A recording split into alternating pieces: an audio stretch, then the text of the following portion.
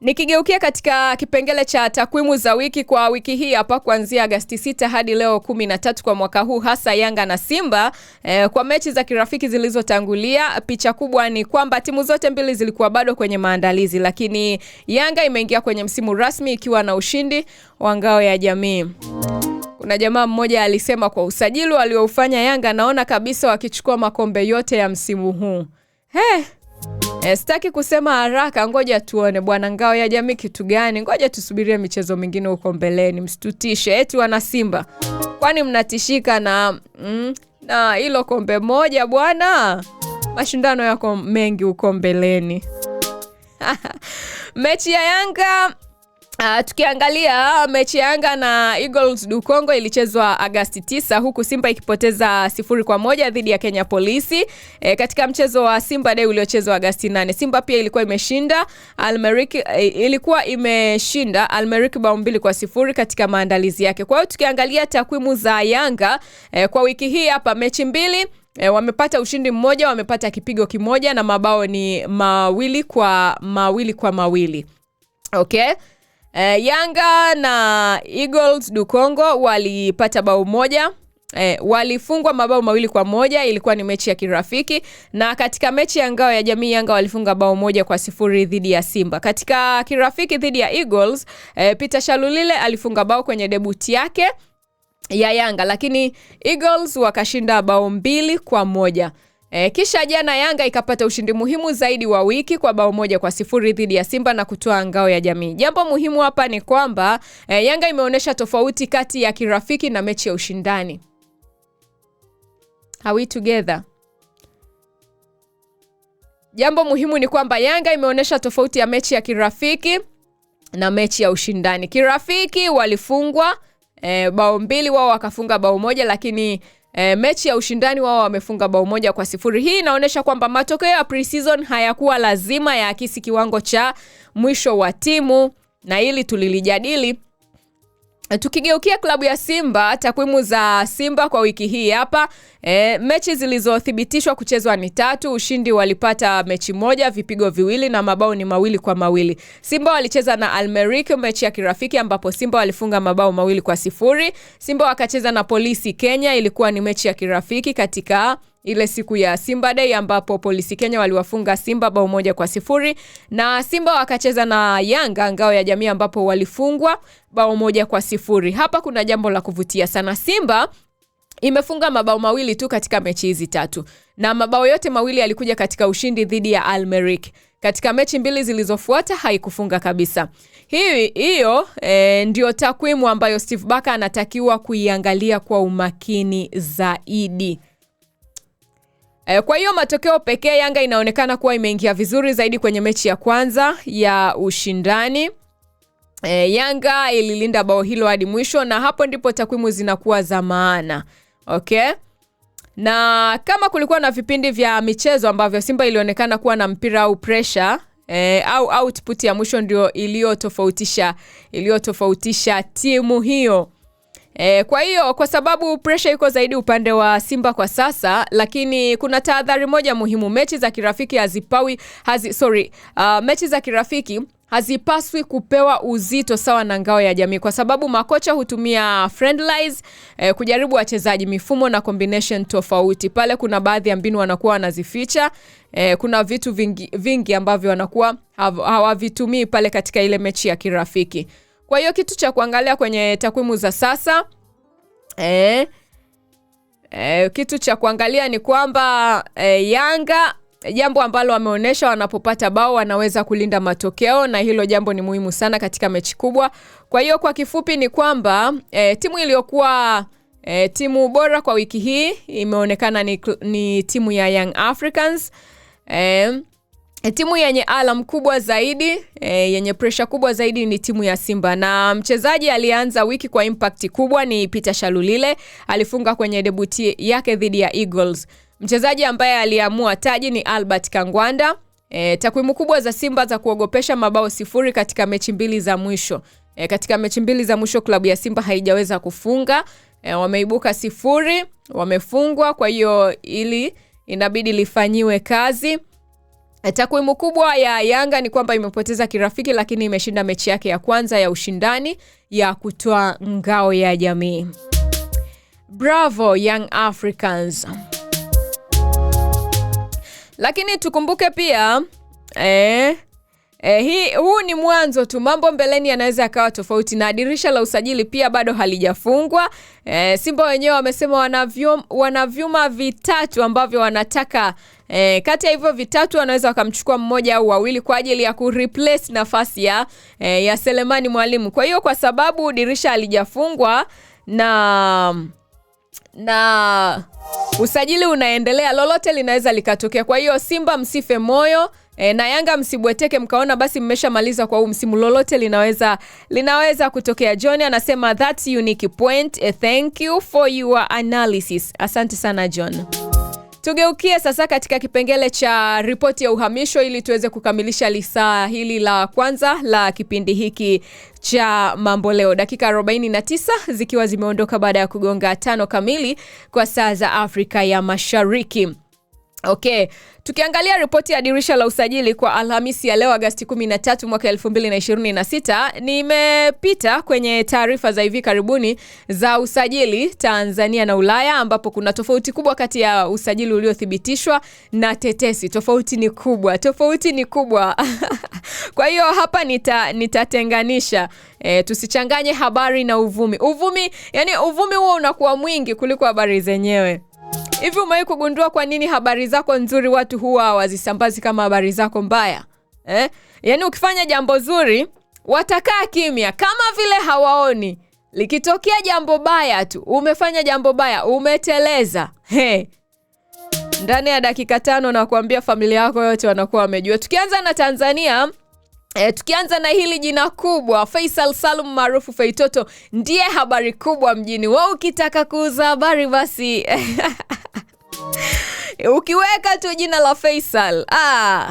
Faisal ndiye jina linaloongoza kwenye gumzo la usajili kwa sasa. Azam FC imeweka msimamo kwamba Faisal si wa kuuzwa.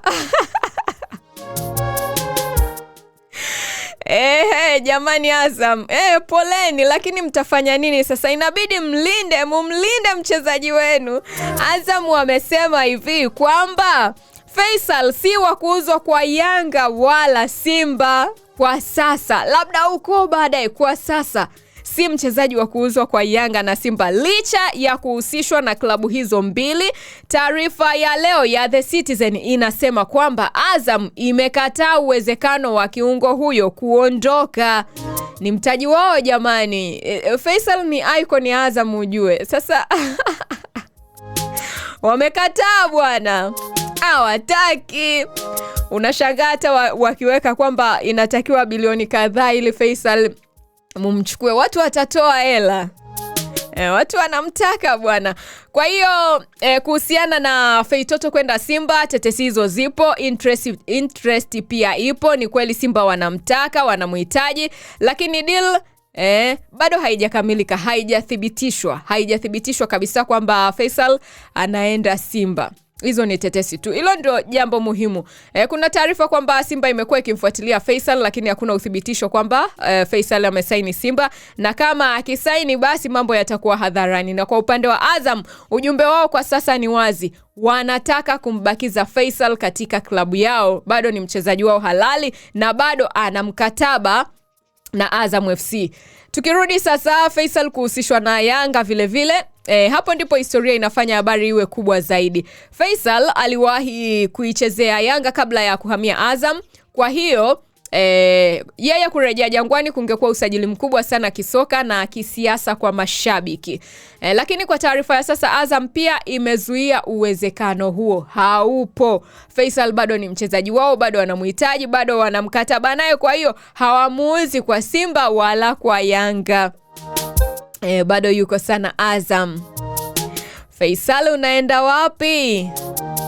Bado nipo Azam. Kwa hiyo habari ya Feitoto yupo njiani kwenda Simba, kwenda Yanga, usichukulie kama usajili uliokamilika. Hapana, hizo ni tetesi tu.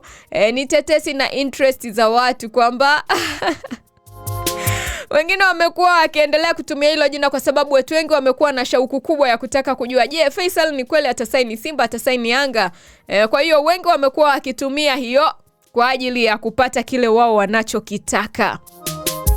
Azam FC wanashikilia kadi yao kwa sababu inayofanya sakata hili liwe gumu, sakata la Faisal liwe gumu, na kwamba Faisal si mchezaji wa kawaida kwenye kikosi cha Azam. Takwimu za msimu uliopita zinaonyesha kwamba Faisal alikuwa miongoni mwa wachezaji muhimu zaidi katika klabu ya Azam, na alikuwa kinara wa assist akiwa na assist 5, na pia alifunga mabao kadhaa katika ligi. Kwa hiyo Azam kumuuza kwa mpinzani wa moja kwa moja kama Simba na Yanga kungekuwa na gharama kubwa ya kisoka. Kwa mtazamo wangu, kama Azam haijapata ofa ambayo wanaiona ni ngumu kuikataa, uwezekano wa Faisal kubaki ni mkubwa. Nani aje tushirikiane tuanzishe timu, tunakuwa tunatengeneza wachezaji afu si tunauza, yani tunauza na kununua. Kazi yetu ni kuuza wachezaji na kuwanunua, yani hiyo ndio inakuwa biashara yetu. Mimi nina wazo, mtu aje na pesa au pesa ziko benki. Mimi nataka ambaye ana pesa mfukoni tayari. Johnny anasema Azam nao wakatili. Kuna kikundi cha mikoba walikuwa wanataka kujifariji kuwa naye, ila pesa iko benki. Okay. Smith anasema watching live from Kenya. Asante sana from Kenya. Kwa hiyo tukiangalia Simba baada ya kupoteza ngao, usajili unaweza kuongeza pressure vile vile. Baada ya Simba kupoteza ngao ya jamii, usajili unaweza kuwa ni pressure. Simba imetoka baada ya kupoteza bao 1-0 dhidi ya Yanga kwenye ngao ya jamii. Hii inaongeza pressure kwenye usajili kwa sababu timu inahitaji kuongeza ubora, hasa kwenye maeneo ambayo ilionekana kukosa nguvu kwa siku ya jana. Kwa hiyo kama eneo ambalo Simba wanakosa nguvu, wanaona kabisa Faisal anaweza kufiti pale, ndio maana wanakuwa kinganga kama kupe. Faisal angekuwa fiti kimfumo kwa Simba kwa sababu anaweza kucheza kama yani Simba wakimpata Faisal, hiyo itakuwa nzuri kwa sababu Faisal anaweza kucheza kama attack midfielder, anaweza kucheza box to box, anaweza kucheza deep lying playmaker, na vile vile ni creator kati ya midfield na attacker. Taarifa za wasifu wake pia zinataja kama kiungo mwenye uwezo wa kucheza nafasi hizo mbalimbali. Kwa hiyo kama Simba kweli inamfuatilia, si vigumu kuelewa sababu ya interest hiyo. Kwa hiyo Faye anawafaa sana Simba, ndio maana Simba wanaendelea kumng'ang'ania. Tukiangalia katika klabu ya Yanga, kwenye hii ripoti ya uhamisho, usajili wa Kangwanda umeanza kutoa matokeo. Baada ya kuleta Albert Kangwanda, Yanga tayari imepata bao lake la muhimu dhidi ya Simba kwenye ngao ya jamii. Kangwanda alitoka Red Arrows akiwa ametengeneza msimu mzuri Zambia. Hivyo Yanga inaonekana kuwa imeongeza silaha nyingine kwenye attacking department. Hivi unajua ile ya kumhukumu mtu kutokana na muonekano. Yani ukimwangalia huyu jamaa Albert Kangwanda, yani kama humjui unaweza ukamwona yani hajakaa michezo kabisa. Yani sawa, ana mwili mkubwa, mwili mzuri wa kiuchezaji, lakini hajakaa kama mwanasoka. Yani unaweza ukamwona labda ni mtu fulani hivi ambaye yuko katika tasnia nyingine, labda katika lakini ndio hivyo. Wanasema usimhukumu mtu kwa muonekano. Ukimwangalia kwa haraka unaweza ukasema huyu labda ni mwigizaji au ni mwanamitindo, lakini kwenye soka yuko fiti bwana, ameonyesha jana. Kwa hiyo hii inamaanisha kwamba Yanga haina ulazima wa kukimbilia usajili wa Faisal kwa sababu ya matokeo ya jana. Lakini kama nafasi itapatikana, Faisal ni mchezaji ambaye angeongeza creativity na control katikati. Tukigeukia pale Ulaya, usajili mkubwa unaendelea kupasua kichwa. Dirisha la Ulaya bado lina moto. Arsenal inaendelea kuhusishwa na Ezri Konsa wa Aston Villa, pia ikiwa inatafakari mustakabali wa Gabriel. Sky Sport imeripoti kwamba Arsenal imefanya mazungumzo zaidi kuhusu Konsa, lakini bado iko chini ya thamani inayotakiwa Villa. Chelsea, hii ni moja ya habari kubwa za leo. Chelsea na Manchester City wote wanamtaka Enzo Fernandez. Haya mambo kumbe hadi kule Ulaya yapo bwana. Manchester City inamfuatilia Enzo Fernandez, lakini Chelsea imemwekea thamani ya karibu euro milioni 120 na imetaka City iwasilishe ofa ifikapo Ijumaa jioni kama kweli inataka kumsajili. Hii si tetesi ndogo tena, kuna interest inayoripotiwa na deadline ya offer. Mnamtaka Salome, leteni kiasi fulani cha pesa kabla ya siku fulani muda fulani. Liverpool imekamilisha kumsajili Ronaldo Araujo kutoka Barcelona kwa mkopo wa msimu mmoja, ikiwa na option ya kumnunua kwa takriban euro milioni 55. Na Manchester City bado iko kwenye mazungumzo na lile kuhusu kiungo Ayubu Bouwad. Manchester United kuna interest kutoka Chelsea na Manchester United kwa beki wa Arsenal Miles Lewis, lakini Arsenal haitaki kumuuza mpinzani moja kwa moja. Haya sasa, utawaambia nini watu? Kwa hiyo Azam ya wakatalia Simba na Yanga kuhusiana na Feitoto. Kiungo anaendelea kubaki huko kwa matajiri wa Chamazi. Na Ulaya, Enzo Fernandez Manchester City, Konsa Arsenal na Araujo Liverpool ndizo storylines kubwa zinazoonekana kwa sasa katika taarifa za sasa za kimichezo. Yes, dakika 59, 6 kamili tutasali pamoja. Salama, malaika wa Bwana.